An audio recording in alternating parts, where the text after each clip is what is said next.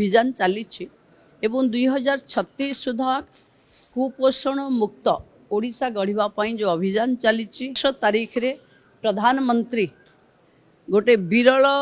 record अधिकारी हेबे ताकू विभिन्न काम लगौचंती विभाग से मानकू माने चिन्हित करी एथर विभाग पाखापाखी कोटिए महिला आम पाखे सुभद्रा रे अछंती सेथिरे तापाई चिंता करुछि एवं केंद्र सरकार जो सी करिसंती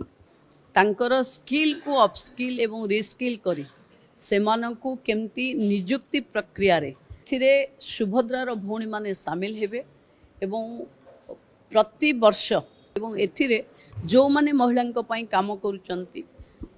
सबु डिपार्टमेंट रो कन्वर्जेंस भी रहिबो आत्मनिर्भर करी गढ़ी तोलिबा बा एंटरप्रेन्योरशिप करिबा एथिरे विभाग भी सहायक हबो आगरु रेकर्ड जहार थिला ताकू अधिक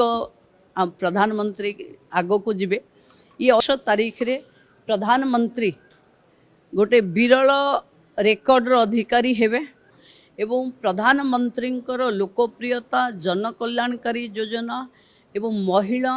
ऐतिहासिक रेकर्ड रे मुक साक्षी हवा पाई युवपीढ़ी माने केभली दल सहित सामिल हेबे तापाई आमे प्रस्तुति होउछु समीक्षा करिवा कथा